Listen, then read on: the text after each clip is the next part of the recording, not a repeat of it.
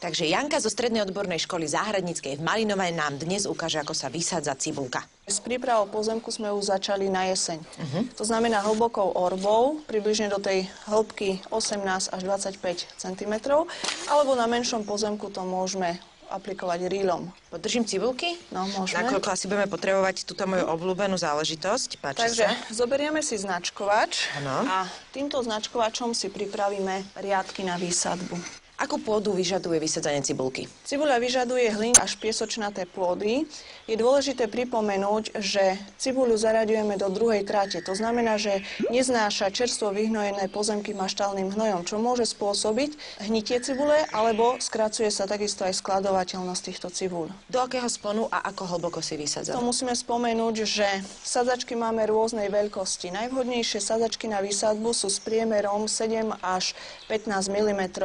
Tie sadzačky, ktoré sú väčšie, môžeme použiť potom na rýchlenie alebo ako cibuľku na zeleno. Sadivo na výsadbu by malo byť zdravé, to znamená, nemá byť mechanicky poškodené alebo napadnuté rôznymi chorobami alebo plesťami. Cibuľku vysádzame do sponu 25 x 7 až 10 cm, čiže podľa veľkosti odrôd. Jednotlivé cibuľky vysádzame do hĺbky približne 2 až 3 cm.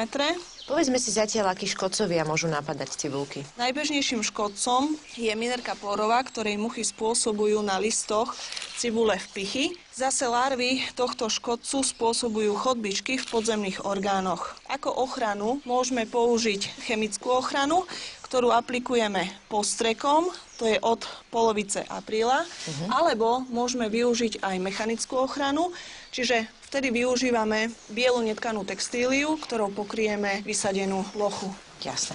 Napadajú cibulku aj nejaké choroby? Najbežnejšou chorobou je pleseň cibuľová, ktorá spôsobuje ničenie vňate. No a proti tejto chorobe takisto môžeme aplikovať chemický postrek od polovice mája.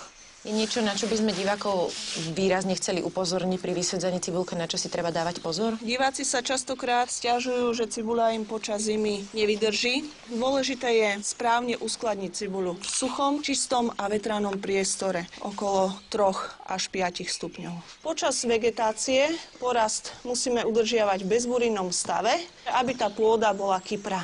Ako je to s vlhkosťou?